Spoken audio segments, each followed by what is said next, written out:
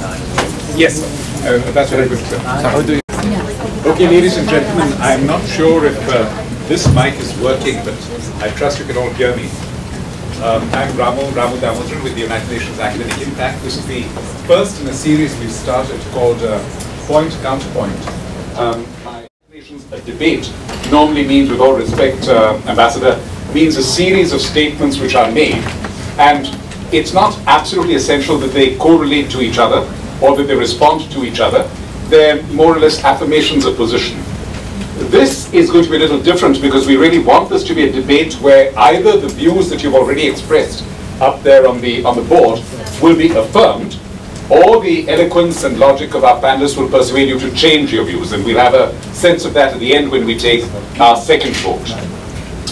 The way we're going to work this is we have, and all of you have got the flyer with you, this is really modeled on the debates at Oxford University and by groups like Intelligence Square. Each of the panelists will have 5 minutes to speak. When they're 4 minutes into those 5 minutes, granting that this iPhone works, I shall flash this to tell them they have 1 minute left. At the end of the 5 minutes, I will do this. eBay 298. This particular device will be the point where they will be cut off without intending any disrespect. They'll be cut off in mid-sentence. And the next panelist will be asked to speak. After the 5 minutes are over, we have the first round of rebuttals where each of the panelists will speak for 2 minutes. Then a second round where they will speak for another 2 minutes really to rebut the rebuttals, if you will. After that, we have a 10-minute question and answer session involving all of you, as well as questions that we hope we will get on email and Twitter. And then there will be closing remarks by each team, 2 minutes for each team. To complicate this further, those 2 minutes can be divided between the teams. So in other words, if one person in the team wants to speak to 45 seconds, the other can speak for 1 minute and 15 seconds. So that we leave to them. And after that, social media are antisocial is a faulty one. Like most technology, social media are neither good nor bad in and of themselves, because the impact of social media depend on who is using them, how they are using them, and why they are using them. So I must state from the outset, as a scientist, from a scientific standpoint, we know very little about whether social media are making us more antisocial. That is, less socially connected and less socially skilled. However, accumulating scientific evidence suggests that social media influence us in ways that are more powerful than other types of technology, because they tap into something that makes us fundamentally human, the need to be connected with others. Science is finding that social media are so rewarding, so motivating, that they essentially hijack our brain's reward centers, the same brain areas that underlie drug addiction. Check their devices for the next tweet, text, status update, or email. They feel the need, they feel obsessed. The documented existence of Facebook addiction attests to this. How many of us walk down the street or eat dinner in a restaurant with our devices clutched in our hands, or with the devices right next to us on the table like some sort of a security blanket? I know that I do more often than I'd like. So given this powerful influence, early scientific evidence suggests two possible ways in which social media could make us more antisocial. First, social media might be wiring our brains in ways that make us less emotionally sensitive and less empathic. We evolved to talk to each other. If, and I emphasize if, social media increasingly replace face-to-face interactions, then we may have fewer opportunities to exercise and refine these basic social skills. And in the instance of children, maybe fewer opportunities to develop these social skills. Skills like empathy require that we can observe that someone is upset, take the time to put ourselves in their shoes, and offer support. A recent study published this January suggests perhaps so. Researchers found that when girls who were stressed by a test talked to their moms, stress hormones dropped and comfort hormones rose. When they reached out to they found that college students today, Generation Me, have less empathy and are more selfish than students 20 years ago. Researchers conjecture that social media may be the culprit. A second question that research points to is this: are we increasingly multitasking our social interactions in ways that might be antisocial? And what I mean is something that has probably happened to you. You're in a conversation with someone and they hear that beep from their device. That lets them know there's a message or something waiting. And it's as if the world stops and they need to know what that message is. Perhaps it could be something important, fascinating, probably more fascinating than the discussion you're having with them right then. So they stop and they get on their device. Socially interactive. I must confess, to my disadvantage, I don't own a computer. So, I'm one of the fuddy-duddies who ages passed by a very long time ago. But we're going to strive to answer Tracy in some way and form. I don't know how many of you own computers. I presume everyone does. Does everyone have a computer? Anyone who doesn't have a computer? So we all have computers. The majority always works in this part of the world. It's called democracy. Now, I have another question for most of you. I don't know how many of you are going to accede to it. How many of you smoke? Very antisocial one. That's not good enough. So do I. Let's make it two. The rest won't confess. Closets all over the place. And the truth of the matter is that everywhere you go, they have these big signs saying, smoking kills. Everyone does it nevertheless. I don't know if it makes them antisocial, but the fact is, a lot of things we do, and I'm not, sure about the evolution of the brain. When we were young, post-Victorian colonies of England, we were told that children should be seen, not heard. I wonder if that helped evolution or social interaction. I'm not terribly sure whether it did. And again, what are the definitions? We're rather confused because the spectrum of social and antisocial have been dictated over time in so many ways that they change at all times. I mean, we had a class in school called ethics, and we'd wonder what that was. We wondered what it was all our lives as well. And we were marked on it, unfortunately, including Latin. So, really speaking, what is acceptable and not acceptable, and our claims of their evolution, really, I would say, depends on the winds of time and fashion. And, I mean, look at some of the things that they say about, what is social media as a form of electric communication through which users create online communities to share information, ideas, personal messages, and other content. And not a bad idea. I wish I had a computer, but I don't. The problem is that the world always opposes innovation. Anything new comes out and they say, we don't need that, or we don't need to think about it. They said that about so many things, and if I tell you about half of them, you might get the wrong idea. For example, when education was introduced, and we were talking of the evolution of the brain, Tracy spoke of that. Thomas Love Peacock, Northanger Abbey, 17th century satirist, was sent to Eton, where knowledge was painfully beaten into him, and from thence to Oxford, that Babylon of buried literature, where it was painlessly extracted, so that he emerged like a well-threshed ear of corn. If you call that evolution, I have very little to say. But, I tell you something, we can talk on this for hours. Wikipedia says social media is for social interaction using highly accessible and saleable communication techniques. Without the Wikipedia thing, I wonder how long it is going to last. Just taking it towards the end, because I can't speak, but I will say that what you really have in this is a lot of things, and very often, especially the Anglo-Saxon culture, I'm not denigrating, but when Princess Anne was asked why she wrote letters to her beloved equerry, she said, I didn't have the guts to say it to his face. I used the media to try and get to him. So there is something in it, I'm sure. It's something that keeps people, allows people to do whatever they want. It allows people to communicate in ways they want, to learn about things. It's so educative. And look at it this way, everyone loves to be God. You sit in your armchair, open up, and do what you like with the world. You change the faces if you don't like, you change the language if you don't like. You do what you want. And what is it all about?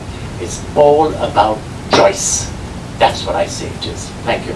Perfectly timed. Thank you. As some of you know, I'm the author of a book called Social Media is Bullshit. So, as you might imagine, I have quite a bit to say on the subject, but I'm going to keep it relatively short for your benefit, otherwise we'll be here all day.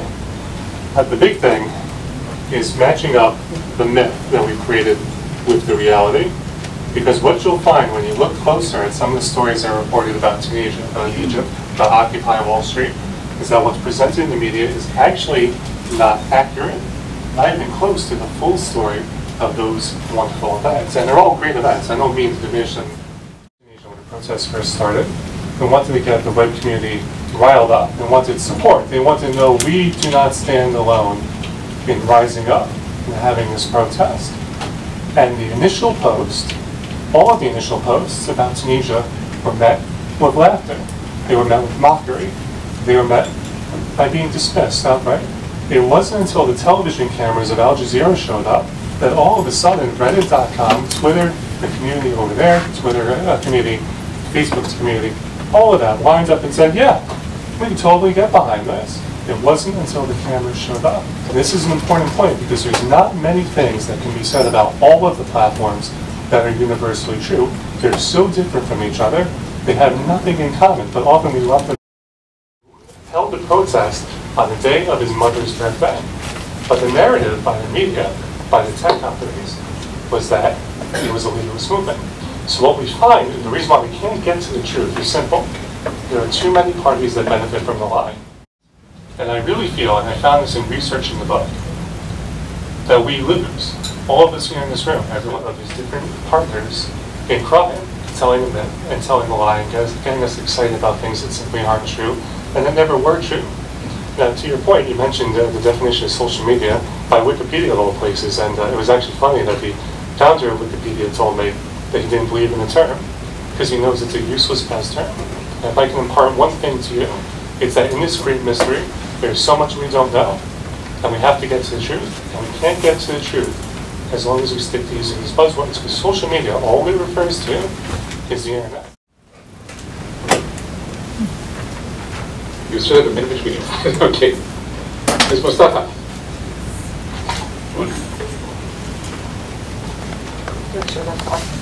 So today I'm arguing that social media is social for several reasons, but first I just want to make a distinction. Those who think social media alone and in and of itself is a social solution are wrong. What it is a tool, as we've heard actually already thus far. We can make it as beneficial or as detrimental as we want to. We can use it for several wants us to be social. It's no coincidence that Facebook coined Facebook Friends and not Facebook Connections or Facebook Acquaintances. It's because they understand the value of real friendships and real relationships. And that's why they're successful, because they can emulate that online. Social media allows us to engage with people we may not have had the time to engage with before, maybe colleagues from past jobs, schoolmates from years ago. We've all in this room wondered at one point or another, I wonder where this person is, or I wonder what this person is doing. And now we can find out. Social media connects us and has the ability to reconnect us. Social media is speedy and doesn't require much effort. It doesn't take much for a 15-second tweet or a comment to say, how are you? Congratulations on your new job, or your children are adorable. It allows us to engage with those with similar interests and those with dissimilar interests. It allows us to ask each other questions, seek each other's advice and opinions. How can that be described as antisocial? It exposes us to interests maybe we didn't know we already had, because our online networks, as they grow, we're exposed to more and more information. Some useless, I can agree, but some important, some new information, some eye-opening information. Any problems that arise come when we find ourselves substituting these in-person relationships with the online relationship. And that we know can cause social isolation. That's not new. That's the same as video games or television. Thanks so much, Nadia. Just to mention, the updated score is 18 for the motion, 38 against, and 12 undecided. So that's a total, if my maths is right, of 68 votes. And I think we have more than 68 people in the room, so if anyone else wants to vote, please let us know, or please just go up to the board and put that before we have the final tally. I've also been told that this... I agree with the points of my esteemed colleagues here, that really social media are just a tool like any other, and that they complement face-to-face real interactions. However, the concern and what we don't know is whether they are starting to be a substitute and not just a complement for our face-to-face interactions, especially for children who are developing. If you're a teenager and you're learning to deal with your emotions and you're challenged by choice, where I tailed off. Imagine Mr. Bloomberg doesn't want us to have sodas, so we don't have a choice, it seems. If you start closing down everything that you're not supposed to do, where will choice go?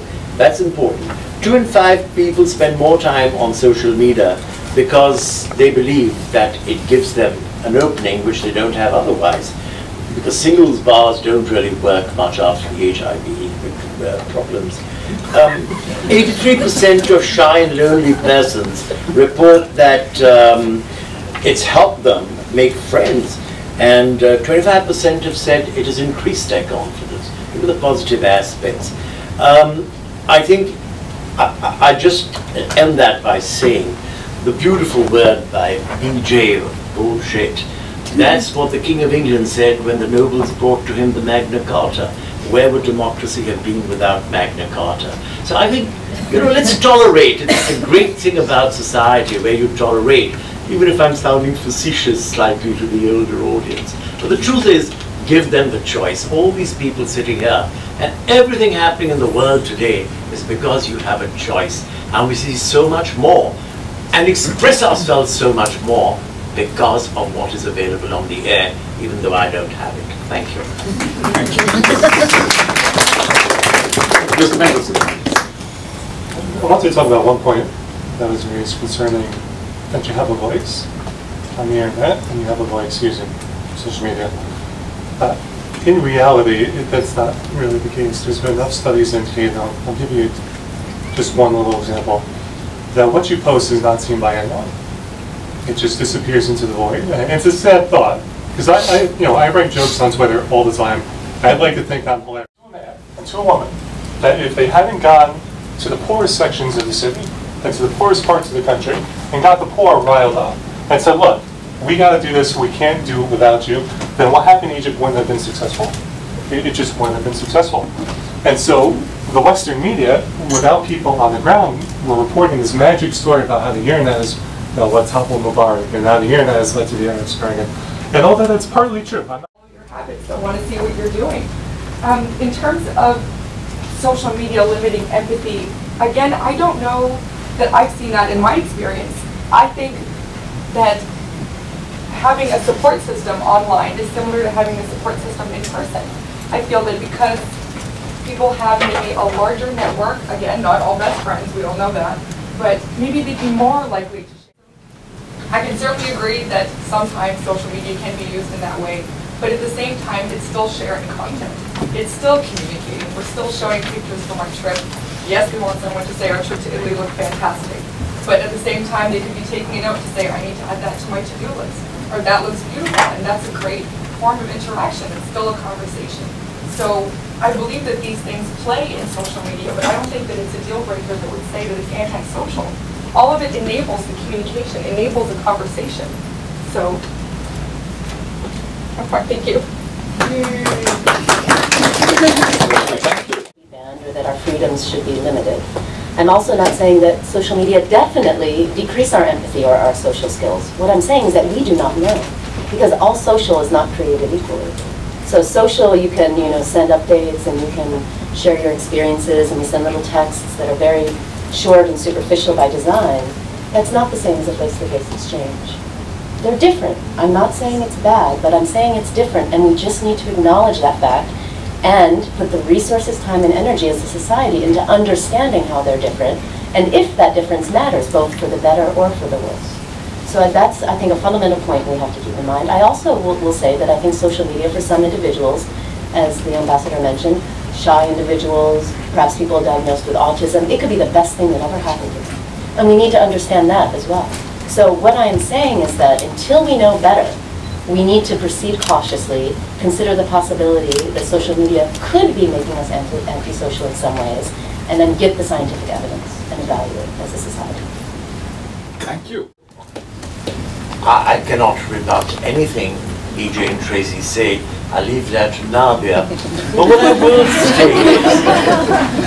I will say is, and I'm now being horrible, Abrahamic faiths and many other faiths, whether you take Zoroastrianism or Judaism or Confucianism or anything, and there's a question of this God in isolation who has spelled out all the social codes for you, and then his antithesis, Satan, has done the rest. So it's all covered. And it was all done in isolation, really, from there up alone. So, well, I think it's something like social media, isn't it? It gets on anyway. And then we speak of thousands of messages going into space. My God, we're studying space in an expanding universe endlessly. And if we keep listening to them, that shine in the sky you see is not what you were told as a child, is a star. It's a planet which might have failed 50 million years ago or something. So we still go on with it, don't we? Because we have to take the tangible with the intangible and get on with it. Choice, once again, we must have the choice. Here are all these young people. They're going to have the choices and they should have them rightly. Thank you. Thank you, sir. Is that we really don't know. You know, I'm giving you my informed opinion over 3 years of research and 10 years of trying all these platforms and getting excited about it and failing absolutely horribly at using them, you know, to do different things. And I don't want to diminish the power of the internet, but I want to advise caution. I want people to really think about how they invest their time and how they invest their resources, and to think carefully about why they do what they do when they're using the internet and using the different platforms. I mentioned before that they don't have to build a business on Facebook and then failing horribly within a week. And to me, that's the reason why we should be a little cautious and why we should stop and think critically about all of this, everything. And what all of us are saying and what you hear in the media, what you hear from marketers, and what you hear from these companies. Because they all have something to gain. And so it's important that we just stop and we think and we just look. And we look into the future and we say, okay, I'm going to use this platform. It could be good for me. I'm going to have fun.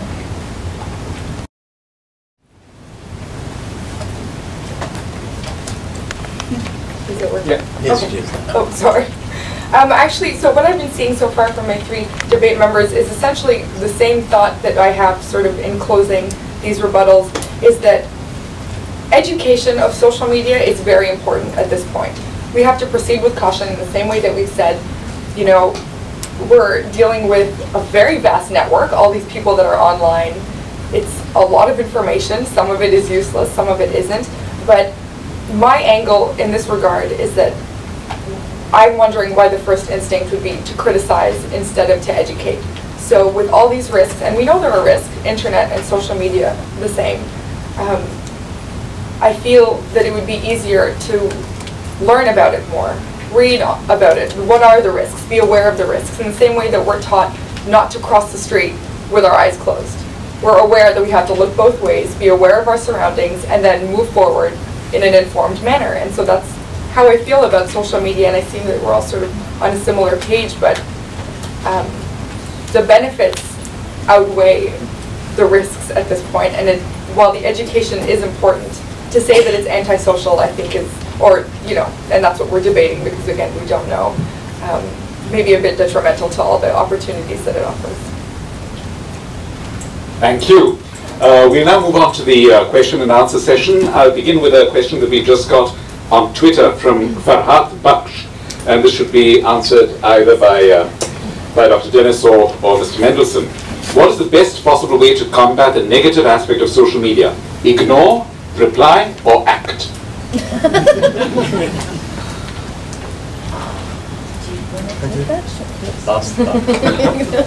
Absolutely ignore it. There is a growth industry with things like Yelp and different consumer review websites out there where you can say anything about anyone and potentially damage a business. But the truth is, I stand by the research that suggests that no one really sees those reviews or sees those negative thoughts. And if you engage with it, it just fuels the troll. Some people might know the term. And it's just best to just let it go. Just let it go. Some background, maybe you could tackle this. Does the information posted on the social media which does not correctly reflect the true state of things cause a bias in reportage among journalists? This is from Emmanuel Samaila. To begin with, nothing remains in its purest form, neither journalism nor anything else. I mean, We can look upon icons and say, Walter Cronkite or but the truth of the matter is, so much has gone since then. The world is not what it used to be. These Puritan values are not what they used to be. So, under those circumstances, you must learn. I keep saying the choice is yours. You must learn to discern for yourself. That's the important thing. Because all these things that we use, for example, at one stage it said, oh, play or sport was considered by some people as being anti-God, literally. And then today, we don't know where cricket is anymore. So, I mean, these things change, and they change radically all the time. But give the youngsters a choice. Mostly in Asia, North Africa, etc., 75% of populations clearly now are young people.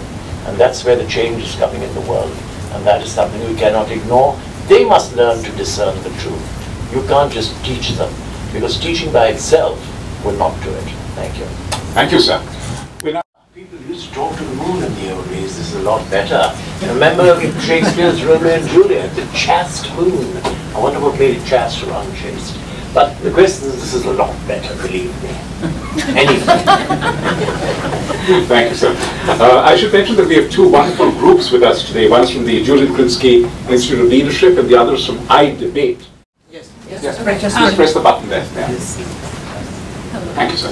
Yeah. Right. Okay, so I'm interested that no one has mentioned cyberbullying, which is something that's very prominent amongst, as someone said, youngsters these days. And I'm wondering, especially for Ms. Mostafa, if you don't think that there's just a natural inclination for people to misuse the internet in that sort of way, the same way that people, teenagers get education for, use of alcohol and drugs, but there are still these misuses of it, and I mean, there's not really, people still misuse it, and I think it's pretty stagnant in terms of, how teenagers are using alcohol and drugs and those things, and even with education, people will still misuse the internet for this cyberbullying thing, so it's more of a statement than a question, but just how would you respond to cyberbullying and how it sort of negatively impacted people's lives when you say that it complements people's lives and social use? And all these things. Of course it will stop certain people but won't stop others. The way I see cyberbullying is the same way that I saw it when I was a kid and bullied in the schoolyard, but again on a different platform. I see more and more campaigns these days about cyberbullying and awareness of it, which I think is a great thing because people are being educated about it now, in the same way that once upon a time we thought smoking was healthy. We just didn't know, and then now we know, and there were campaigns and that changed things. Not all things, but some things. And I feel and hope that cyberbullying will go through the same process, and while of course this sort of thing won't end on its own without anyone, it's still the kind of thing that should be part of social media education. Have people be aware of the risks, be aware that these things happen online like they do in real life, and then address them that way. And I think with the recent campaigns against cyberbullying, people are just a little bit more aware without having to have their parents tell them, or without just, basing it on past experience. People know that this is a real issue. And with something as big and as vast as social media and the internet, these are the kinds of issues that are going to come up. We're talking about it being a conversation, and conversations, they're not always positive. We don't always agree with each other. Sometimes we fight. And this is sort of similar in that way, and it's not a good thing, but so long as we take action to prevent and manage it, then I think that we're on our way there. Thank you so much. We have a question, I'm sorry, which was out of my eye range. Please. Is this working? Yeah, thanks. Cool. Okay. My name is Sam Fisher. I'm from Julian Krinsky Camps and Programs. I'm a counselor. And I had a question for the ambassador. I thought it was really interesting that you spoke so much about choice when before a point was made that Facebook and other social media can really lead to addiction, which is the lack of choice. And that when you brought up a statistic about loneliness and people that were lonely but also made friends, the most telling thing about that statistic for me was not that they made friends, but that they still identified as lonely. And that the professor before that had said that it was noted scientifically that people that talked through instant messaging, as opposed to talking face-to-face with their parents, had very, very little biological reaction. They had very little happiness, very little better feeling. So I guess my question to you is, what's the value of something that removes your choice and puts you in a relationship where there's literally no intimacy? In the first place, if they had a choice to go elsewhere, they would have gone, wouldn't they? If you remember, for example, why do young people drink and drive a car? It's one of the major causes of deaths in the world today. They have a choice not to, but perhaps they don't apply themselves to the choice of not drinking on that aspect and driving at the same time. So basically, what is right or what is wrong is in the mind of a human being. Now, there's so many people who are absolutely friendless. They don't somehow ever acquire, whether in school or elsewhere, the ability to make friends. Even in schools, there's some people who are faster than others. Some do and some don't. I'll give you one of the examples that the majority of young females in many campuses around the USA and the world feel that the first time they ever had an opportunity to go into bed with someone, it was a rape. So the question is, there are a lot of times when choices tend to conflict with the thinking of people who take some of these situations as per the dictates of their mind as their right or choice or whatever. So we can't say that anyone who hasn't met anyone, hasn't taken a choice. It means that they perhaps did not. And that's it. And there's no explanation for it. It's irrational in many a way. Thank you. Thank you. Ms. Mendelson? Antitrust hearings was asked by one of the senators why people don't just use another competitor, why don't you use Bing or DuckDuckGo? And Google's answer was, oh, well, you know, we provide a great service, but people are free to use whatever service they choose. That's not Google. There are two books. I can't think of the title of one of them, but one of them is called The Paradox of Choice. I really recommend everyone go out and buy it. And I have no financial stake in that. And they pretty much stated that once people settle into a routine that they don't do anything different, so once you use Google, you're not likely to go back, giving Google that natural monopoly or giving Facebook the natural monopoly. So there are many studies that are starting to come out, which again, you know, might not be the best reported, but it's worth looking into, that says that you don't have a choice. To make myself shorter this way. My name is Takako Nagumo. I work in the Partnerships Unit, News and Media Division, Department of Public Information. Just to make sure you know who I am. These are less questions than reactions regarding how social media can lead people in the wrong way in terms of getting accurate information through actual journalism by journalists. I'd like to remind that that's not really something new. Mark Twain, I believe, it was, I think, Mark Twain who actually said something about the reports of my death are greatly exaggerated. So obviously that's not the first time that somebody's reported something to be true, and this was actually published in a newspaper first before he made that correction. Other networked information structures. There's quite a lot of research in the communication sciences area on computer-mediated communication. I'm afraid I'm not exactly current on that now, because the last time I was a graduate student, it was like years ago. But there is research in that area. I would encourage people who are interested in this area to look into that. And third, I think that in some ways the setup of a debate which implies that there are two sides is somewhat misleading. Because I'd like to say yes, I'd like to say no. And I think we should have, in fact, a fourth choice saying, it depends. Because that people who use social media actually have more real life interactions with other people. They go to more events than people who don't use social media. And the third was, I believe it's a study of oxytocin in the brain and levels of oxytocin in response to environmental stimulus. And when they measure Twitter usage compared to the level of oxytocin that someone gets when they're at a wedding, for example, sort of being flushed with emotions and love, they see that 15 minutes on Twitter gives them about the same level as actually being there at a wedding. I was wondering if you had heard of these studies and what your response would be. The oxytocin and wedding comparison study I haven't. So I want to make a couple points. These are great points you raised about these studies. there is research out there. The first two studies you mentioned are self-report. So there are lots of problems with self-report. So how are they asking about social media use? Is it just hours of Facebook, or is it across platforms? Why are people using social media? So we know very little about the nature of people's social media use and the way that researchers to date have asked that question. So it makes this research less compelling. Also, I would say with these findings, to say you have more friends and you interact with more people, what does that mean that you have more friends? Are they quality friendships? We just don't know. I mean, it could mean, yes, that social people, outgoing people, they do a lot of social media, they do a lot of real life, and that's how it's going to be. There have been other studies that suggest that people who use more social media actually they have less time for social interactions face-to-face. So that the data aren't.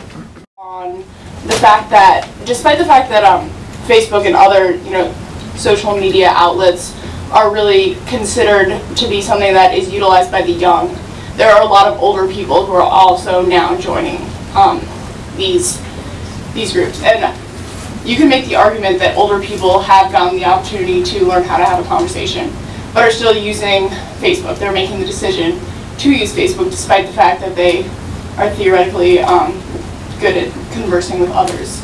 So I was wondering if you had an opinion on, or if there were any studies that you know about in terms of like the choices that older people make to use Facebook or text messaging rather than children, and if there is any significant difference in terms of the way that people utilize social media when they're younger versus when they're older. Thanks. If I could. Over 35. So Facebook's not the youthful game it used to be, and indeed I think Facebook is much less cool than it used to be because all the young people are leaving it in droves. So I don't know of research that really talks about the difference in usage besides these kinds of percentages of people who use it. We don't know a lot about the very, the individual differences in people, how they're using it, why they're using it. Maybe they use Facebook X hours a week, but what are they doing when they're on Facebook? Are they updating their status? Are they just, scanning around and reading? Part of the issue in figuring out how people use these platforms is that the companies don't divulge that kind of information. They're very vague. Twitter will tell you something like, well, we have 100 million active users, but then they'll start to break it down and say, oh, by the way, like 40% of them don't actually use it. They just kind of have an account. And Facebook will say things like, well, we have 700 billion users and million users, whatever these days. It doesn't matter. It's all useless. And they'll tell you, but that they interact with objects, but they don't tell you what those objects are, where those objects are, if they're even doing it within Facebook. So there's really no data to tell you how people actually use these things. Thank you. The last. To say, as a mother, I'm very concerned and worried about my son. He's 15, and he is indeed preferring to text with family, with friends, and I totally agree with Tracy, who says that teenagers need to learn how they can manage their behavior with teachers in the classroom, socially. United Nations should keep its eyes on this matter. This is a business thing. For me, social media, as TV was in a point of our life, Internet allows more communication with other people, and I have several questions for Dr. Dennis. First of all, as far as I know, there are a lot of people, especially some young people, they would prefer, actually I would say they might develop the phobia of like direct interaction with other people, but then they appear. Getting back to the business of the day, it was a bit of a sci-fi earlier on. I'm afraid I didn't know how to take that. But a couple of things, please. What is social, what is antisocial? If a girl didn't know how to hold a cup and saucer in one hand and pour tea with the other and serve cucumber sandwiches at the same time, in England you were antisocial. So what does that mean? And then the question of the great amount of deference, I have a mother I love enormously. But, on the wedding night, Mama, what will I do tonight? Close your eyes tight and think of England, my dear. And that's what seems to be happening. Thank you. Thank you. Hey, folks, so I will have the closing statements after this. Yeah, no, I know, that's a rough one to follow, but just to comment again on the supervisor situation, you know, the fact that you changed platforms with each example is just another reason why we want to talk about why it's all communication. And you know, there's no reason you can be impolite in person and then impolite online. It's about, that's just general courtesy and just general well-being. The fact that it's on one platform or the other really shouldn't make a difference, you know, so that was just what I wanted to throw in there. Thank you. Thank you. We now have expert comments from Dr. Haspel, who's also a double-barreled UNAI member. She teaches at Fairleigh Dickinson and her doctorate's from Rutgers. So welcome, Dr. Haspel, please. Here and virtually, and thank you to Hassan Ferdous for inviting me to participate in this forum. I'll make a few points on today's topic. I hope you can hear me. From the perspective of communication studies, and as time allows, I'll tie in my comments to some of the questions and comments we heard here today. I hope they'll enrich your understanding of social media and the role that they play in our lives, no matter where you stand on the issue. Communication scholars and practitioners are fond of metaphors. You may remember that when the internet was first introduced to publics, that is, non-government organizations, ORGs, educational institutions, EDUs, and commercial enterprises, .coms, a popular metaphor for it was the information superhighway. It was supposed to transport information long distances at greater speeds than other media have done. And it has, as is evidenced by the so-called viral spread of gossip and social unrest along its interchanges, the emergence of 24-hour news, and the growing presence of ordinary citizens' images and stories throughout those media. For some of the globalness of the information superhighway, I think of social media as those little towns that are bypassed by these huge interstates, where you really see how people live and how they interact. So as our panelists have warned us, we should not assume that the impact of the social media is just worldwide, just because they're linked to a World Wide Web. Another metaphor for the internet that I think is more apt is this World Wide Web, or as Marshall McLuhan first called it way back in the early 60s, the global village. Electronic environment, and they're both important. We can't have a concept of the local without the global, and vice versa. A half century ago, more still referred to the World Wide Web, the WWW, in some of our addresses. A village or work of social media and the World Wide Web. Interpersonal communication scholars, as one of our questioners pointed out, have long been studying and research on personal relationships initiated and maintained through the internet's various social media suggests that they are felt to enhance relationships. Yes, self-reported research, but they do enhance them. A point to remember here is that people create the social ties that constitute social media and the World Wide Web. And these ties take various forms. In fact, these ties and the social media through which we make these social ties are multiple and complex. It's nice that we can call them social media as one entity, but the reality is they're not one entity. So I would say that social media are or are not antisocial. A lot of the reason why we think that social media are this huge entity, like Big Brother or the Matrix, that's controlling our lives, is because our media have mind what these things can and can't do, and to share that information with other people, because the burden is on us. Everyone in this room, I assume, is highly intelligent and is capable of holding a conversation. You all seem like again.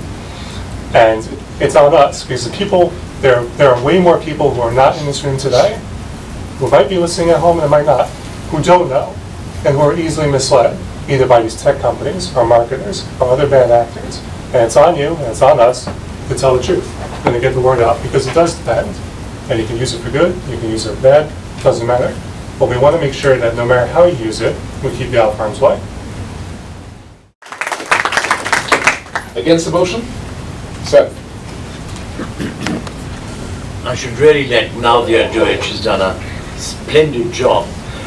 But you know, many hundred years ago,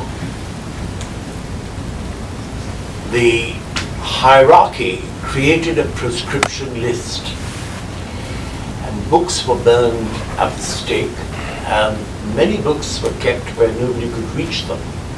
In fact, you couldn't read what you wanted to, and it was said it'll spoil your mind, your eyes will pop out, boils will come out on your body, and what not what. the truth of the matter is that those who carried on to read and promote reading, and thank God for the printing press at Gutenberg, we have what is called now obsolete, the book. So by and large, the truth of the matter is that we are not open and receptive to change. It doesn't really get the acceptability it should. But all I'm going to say to you is that the more we think, and today, let me tell you, little children at incredible ages, you know, the old theory of the body being a sacred vessel, and then you see all the murder around the world and mayhem, and you wonder what they're talking about. But little children everywhere today know something that ask you questions which are so uncanny in a way that they have learned something from somewhere. And it has to be some sort of social media. And all I can say is that the world is changing drastically. What we took as accepted is no longer necessarily so. And that things will change even further as we speak. This is the incredible revolution. Steve Jobs has done his work in a way that is absolutely incredible. So things will change, whether we like the change or not, whether we wish to hold to our old values or not, they will change. And when they change, there will be many catalysts, there will be many vehicles, many ways of change, but they will happen no matter what you do about it. The same way as things changed when the newspaper was produced. And today the newspaper may be obsolete, but things keep changing. And what people believe, let me tell you, throughout history, without hesitation, all the great types that we have made out of each and every one were not necessarily so. Very, very few historical books record people of peace. They record the killers, the big war winners, and war has this charm about it, an industry that goes with it. Not necessarily so. We can have enormous peace, but nobody wants the peace because it is so important to have a ribbon on your breast for God and country. And one wonders how everyone invokes the same God and gets the same result. And there are no winners, no losers. But you will always be a winner if you know what you wish to choose. Right or wrong, plunge in, take that decision, and you're going to benefit from it. Thank you. Schools participate, as well as all of you who join this first Point Counterpoint, and we'll keep you posted about when the next one will be, and hope to see you there. Thanks very much. That's good